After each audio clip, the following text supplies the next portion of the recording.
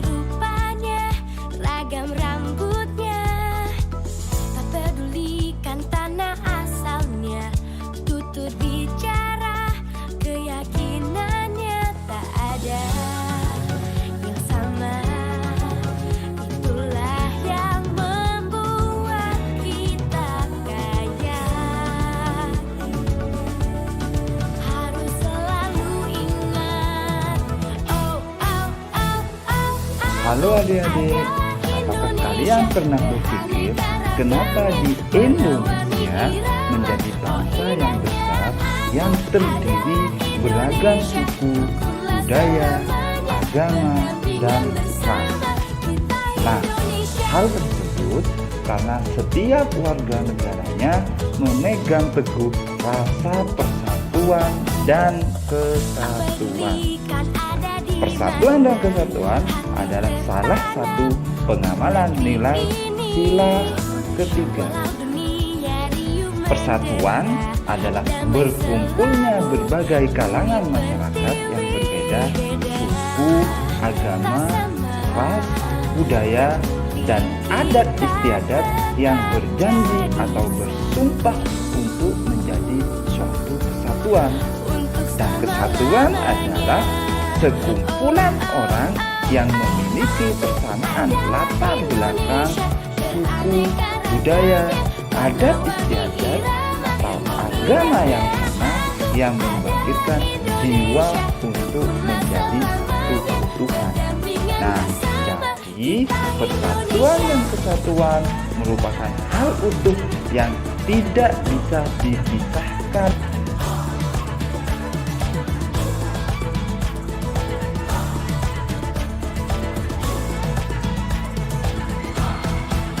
berbeda, tak sama. Yang penting kita tetap jadi satu untuk selama-lamanya. Oh, oh, oh. Indonesia punya keberagaman.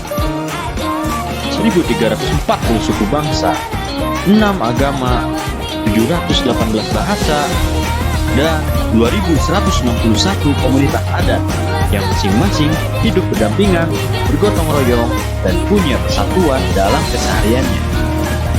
Pertanyaannya adalah, bagaimana warga Indonesia bisa melakukan hal tersebut selama 78 tahun? Apakah karena Indonesia punya Infinity Stones? Tidak, bukan karena itu. Indonesia bisa bersatu karena Indonesia memiliki Pancasila yang mempunyai 5 nilai di dalamnya yang berfungsi sebagai pandangan hidup bangsa, dasar negara, dan ideologi negara dari tahun 1945 sampai sekarang yang membentuk jati diri dan jiwa bangsa Indonesia. Kelima nilai ini berkombinasi menjadi pelindung Indonesia dari ancaman perpecahan, intoleransi, rasisme, dan tantangan lainnya.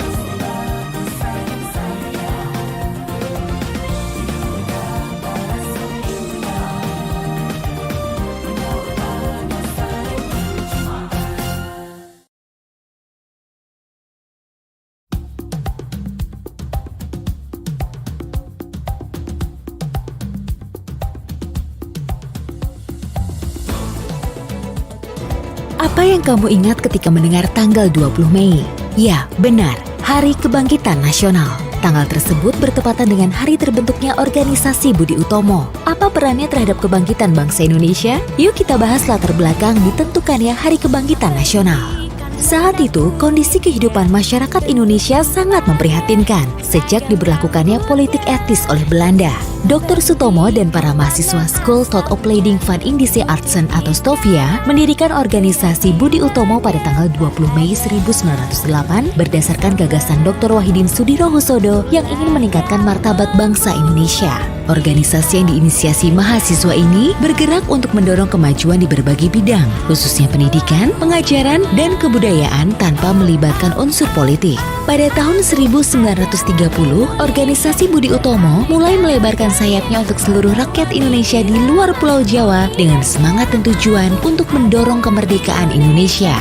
Semangat Budi Utomo terus mengiringi perjuangan bangsa Indonesia, bahkan hingga menghadapi ketidakstabilan kondisi sosial, ekonomi, dan politik pasca kemerdekaan. Agar semangat kebangkitan Budi Utomo senantiasa di sisi bangsa Indonesia, Ki Hajar Dewantara dan Rajiman Wedyodiningrat mengusulkan tanggal 20 Mei ditetapkan sebagai Hari Kebangkitan Nasional dan disetujui oleh Presiden IR Soekarno. Hingga kini, damai selalu, bumi pertiwi beda, tak sama. Yang penting kita tetap jadi satu untuk selama-lamanya. Oh, oh, oh, oh, aku adalah Indonesia, beraneka ragamnya, warna-warni irama. Oh, indahnya aku adalah Indonesia, rukunlah selamanya, berdampingan bersama, kita Indonesia. Bila kembali menilik masa lalu, di feed @intera, ya, strategi itu bangsa Belanda untuk membelah tanah air. Itulah sebabnya perlawanan-perlawanan yang dilakukan bangsa Indonesia yang bersifat kedaerahan atau kesukuan sangat mudah dipatahkan. Hal itu juga yang melatar belakangi diadakannya konversi pemuda pada tahun 1928 yang kita kenal dengan Sumpah Pemuda. Lahirnya Budi Utomo pada 1908 juga mempengaruhi lahirnya organisasi kedaerahan di tanah air lainnya, yakni Yung Java, Yung Minahasa, Yung Sumatera, Yung Celebes, Yung Batak, Yung Betawi, dan beberapa kelompok pemuda lain, Yung Karmo, Saruku, dan Pemuda Timur. Mereka merasa perlu menyatukan tanah air dan melawan kolonialisme, sehingga diadakanlah Kongres Pemuda pertama pada 20 April 1926 di Vrijheidsslaars. Kongres pertama tersebut berfokus mengajak masyarakat Indonesia bekerja keras dalam melawan penjajah. Kemudian pada 27-28 Oktober 1928 diadakanlah Kongres Pemuda kedua yang menghasilkan rumusan Kami Putra dan Putri Indonesia mengaku bertumpah darah yang satu, tanah air Indonesia. Kami Putra dan Putri Indonesia mengaku berbangsa satu, bangsa Indonesia. Kami Putra dan Putri Indonesia menjunjung bahasa persatuan, bahasa Indonesia. Hal tersebut merupakan sejarah singkat lahirnya Sumpah Pemuda. Kita sebagai generasi penerus tetap bisa melangkah dan mengamalkan poin-poin tersebut. Tentunya dengan berkreasi, berkolaborasi bersama antar sesama bangsa, dengan ciri khas dan keahlian apa yang kita bisa dengan masing-masing.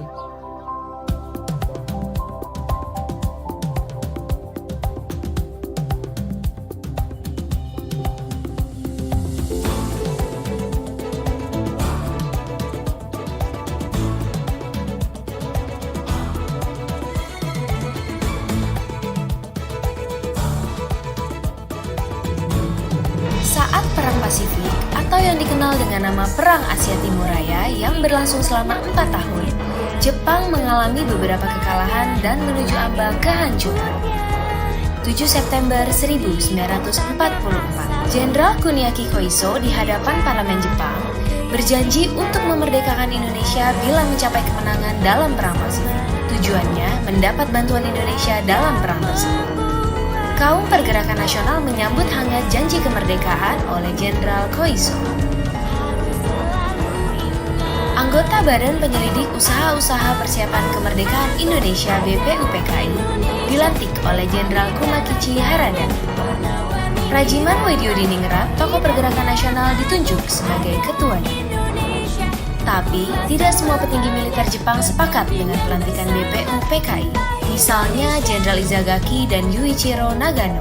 Keberatan dua jenderal itu tidak berarti banyak. Mayoritas petinggi militer Jepang tetap mendukung BPUPKI.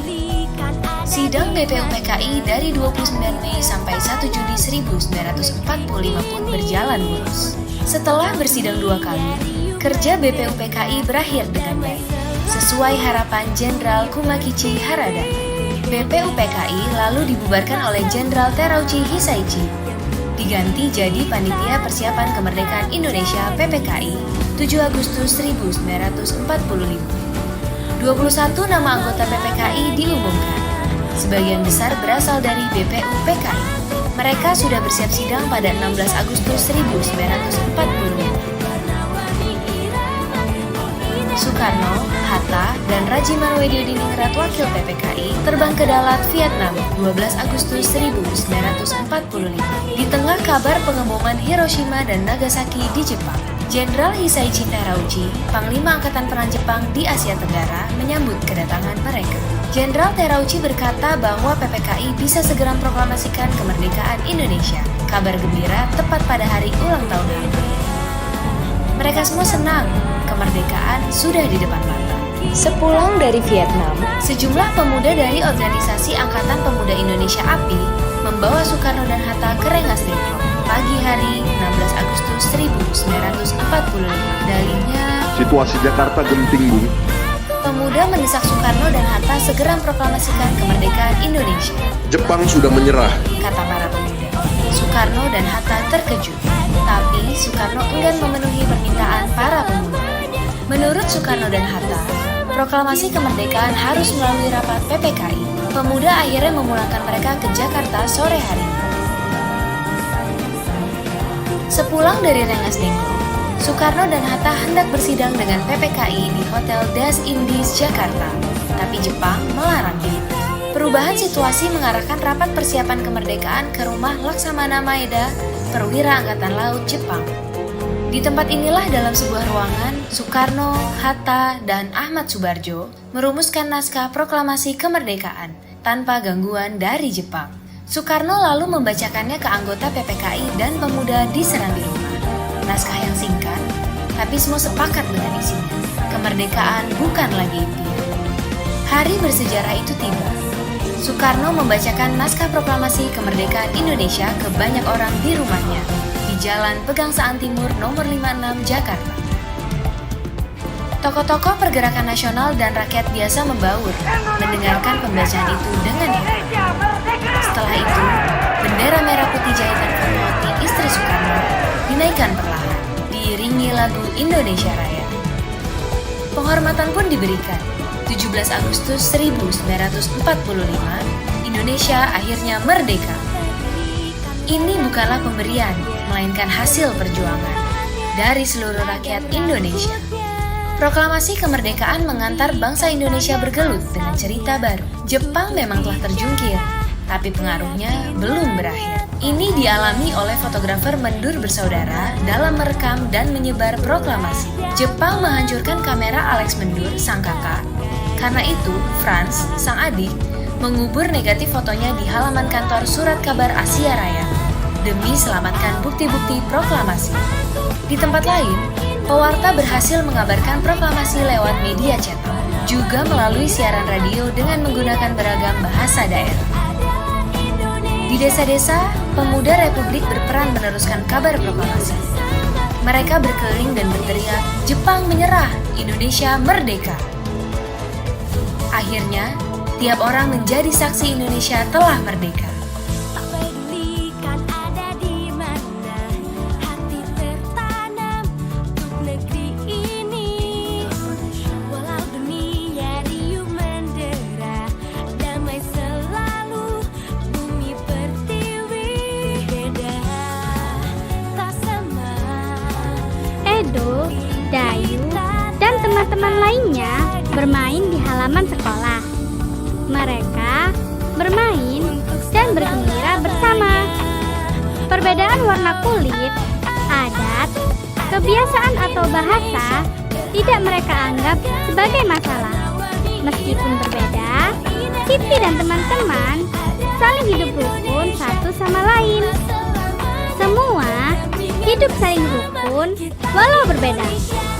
Kita juga semakin kaya akan ilmu dan pengetahuan karena mengenal adat dan bahasa daerah lain serta mengetahui aneka permainan tradisional dari daerah lain. Dalam meraih kemerdekaan pun, perbedaan daerah, agama, dan suku bangsa mempunyai peran penting bagi bangsa Indonesia. Rakyat bersatu padu untuk merebut kemerdekaan Indonesia dari tangan penjajah.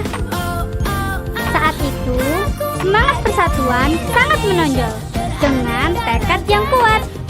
Tidak ada jalan lain dalam usaha merebut kemerdekaan kecuali menjalin persatuan dan kesatuan. Hal ini mencerminkan kerukunan dalam perbedaan. Mari kita bersama-sama hidup rukun dalam perbedaan.